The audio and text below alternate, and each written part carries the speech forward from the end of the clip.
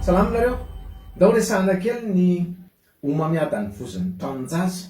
Tsy ilay fisehoana aretina ny tena ho resahantsika amin'ny tian'ity, fa ny hoe ahoana ny atao roviny no anao an'izany fitiliana ny voziny tranon-jaza zany. Lay dépistage ny cancer du col de l'utérus ny ilazana azy. Io dia arakaraky ny taonanao, vehivavy eto ny resahako, arakaraky ny tantaram-piainan'ilay fitaovam-pananahana. Tsy ho an'ny olona mavitrika ara-pananahana ihany, fa ho an'ny vehivavy rehetra dia tokony andamina fotoana andalo anao fitiliana ity voziny tranon-jaza ity. Reto arosoko aminao ny zavatra telo ahafahana mieritreritra an'izany alohan'ny fahadimy amby roapolo taona, avant 25 ans.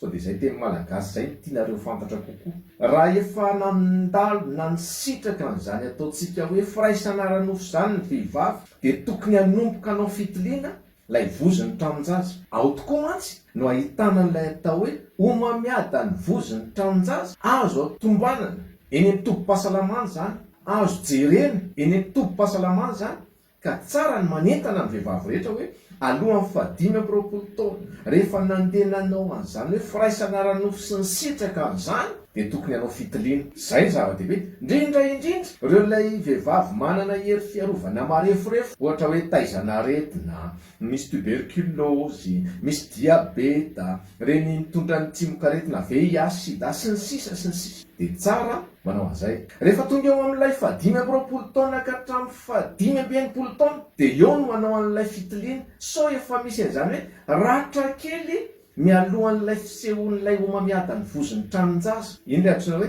lésion précancéreuse. Io lay ratra kely io azo jerena. Dia rehefa manao an'ilay dépistage dia eo no anaovana an'ilay ataontsika hoe test cytologique, mijery an'ilay sina eo amin'ilay voziny tranon-jaza. Ilainy zany, mety ho isaky ny 3 taona, mety ho isaky ny 5 taona, arakarak'ilay mpitsabo miresaka aminao ihany dia arahony toromarika. Indraindray isaky ny 5 taona mantsy dia mijery an'ilay antsoina hoe sao dia misy an'ilay virus izay miteraka omamiada, papilloma virus ny ilazana azy. Io matetika ilay miteraka omamiadana eo amin'ny voziny tranon-jaza. Atao ny fitsaboana, atao ny fikarakarana, dia fitaovana miasa io tokony karakaraina.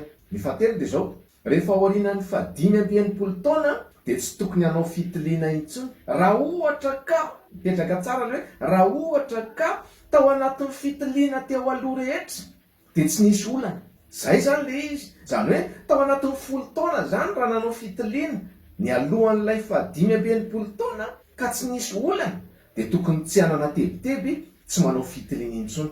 Zao nefa raha vehivavy mitondra an'ilay tsimokaretina VIH, sida, iny ilay tsy ambarambara havany manahirana zany, fa mila miaro tena tsara, miaro ny tena, miaro ny hafa raha mitondra an'izany tsimokaretina izany. Fa tsy ndeha resahana eraky ty olona rehetrarehetra ty hoe mitondra an'izany ny tena. Zao no atao, manantona ihany manao fitiliana matetika arakaraky ny tenenin'ilay mpitsabo, na isa taona na isaky ny 3 taona, mangalà toromarika. Zao koa mety misy olona manana an'reto le aretina mitaiza na le ratra kely efa nisy izay heverina fa mialohan'ilay antsoina hoe omamiadana, dia reny manao fanaraha-maso manokana eny amin'ny tobim-pahasalamana matianina ny amin'izany. Na izany na tsy izany, ho an'ny vehivavy rehetra na mavitrika izany na tsy mavitrika dia mila mijery ny voziny tranon-jaza. Fa rehefa simba io fitaovana io dia simba tompoko.